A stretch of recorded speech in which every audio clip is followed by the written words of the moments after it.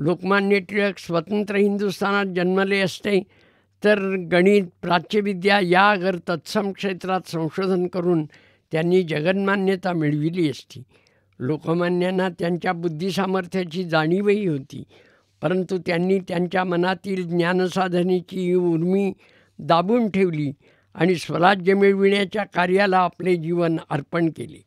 याचे कारण टिळकांनी असा विचार केला की ज्ञानसाधना ही अखेर वैयक्तिक मोक्षसाधनाच आहे आणि जोपर्यंत आपले देशबांधव पारतंत्र्यात खितपत पडले आहेत तोपर्यंत केवळ ज्ञानमार्गाने जाणे हा वैयक्तिक स्वार्थच ठरेल. कोट्यवधी देशबांधव अज्ञानाच्या अंधकारात असताना एकट्याने ज्ञानाच्या सूर्याच्या समीप जाणे योग्य होणार नाही अशा निर्णयाप्रत लोकमान्य टिळक आले. लोकमान्यांचे मन आत्मकेंद्रित नव्हते. भोवतालच्या दुःखाने ते व्यथित झाले आणि त्या दुःखांचे निराकरण करण्यासाठी त्यांनी स्वतःच्या ज्ञानसाधनेला आवर घातला. हा माझ्या मते लोकमान्य टिळकांच्या जीवनातील सर्वात मोठा त्याग होता.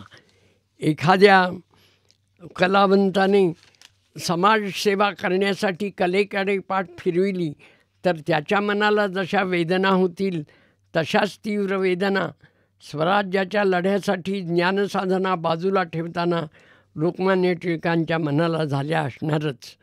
जेव्हा तुरुंगात त्यांना एकांतवास मिळाला आणि बाहेरही राजकीय कार्याच्या व्यापातून थोडी उसंत मिळाली तेव्हा टिळकांनी त्यांना साफल्य देणारी ज्ञानोपासना केली.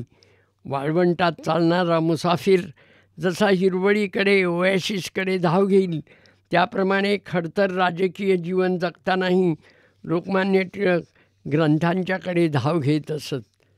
दुसरी एक महत्त्वाची गोष्ट म्हणजे कृतिशील जीवन जगण्याचा निर्णय टिळकांनी घेतला, परंतु स्वतःच्या पराक्रमाचा, कृतिशील जीवनाचा त्यांनी स्वतःला कधीही उन्माद चढू दिला नाही. याचे कारण त्यांच्या कृतिशील जीवनाला ज्ञानाचे अधिष्ठान होते. कर्मयोगी लोकमान्य टिळकांच्या जीवनाला भगवद्गीतेचे अधिष्ठान होते. म्हणूनच ज्ञान की कर्म या त्यांच्या मनातील द्वंद्वामध्ये लोकमान्य टिळकांनी ज्ञानपूर्ण कर्म असा सुवर्णमध्य साधला.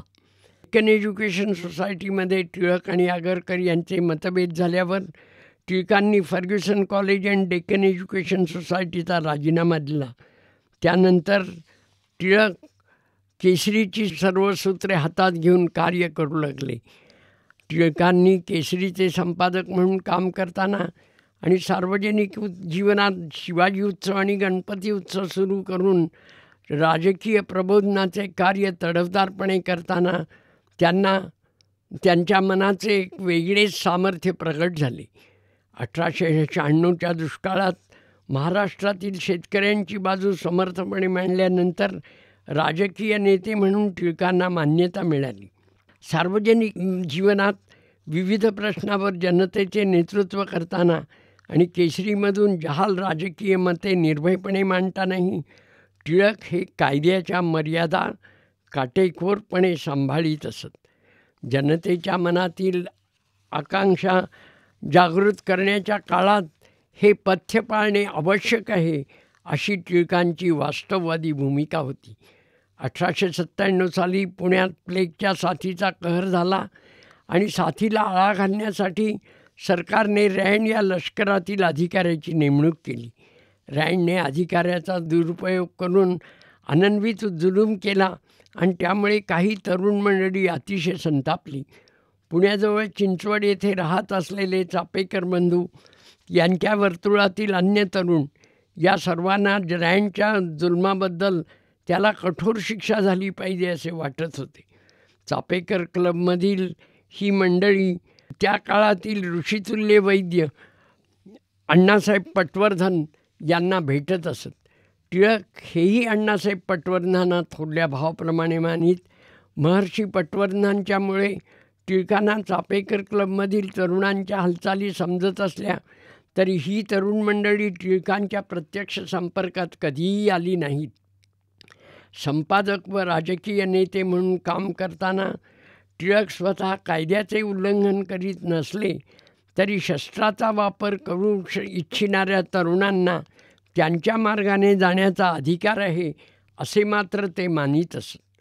तीव्र जुलूम होत असताना काय करावे याबद्दल टिळकांच्या मनात जे द्वंद्व सुरू होते त्यामध्ये त्यांनी स्वतःची कायद्याच्या चौकटीत राहून लोकांचा स्वाभिमान व राजकीय आकांक्षा जागृत करण्याची भूमिका सोडली नाही.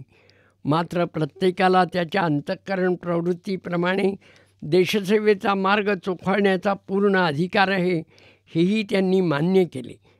1889 ते 1897 या काळात राजकीय नेते म्हणून टिळकांना मान्यता मिळाली असली तरी ते अद्याप लोकमान्य झालेले नव्हते.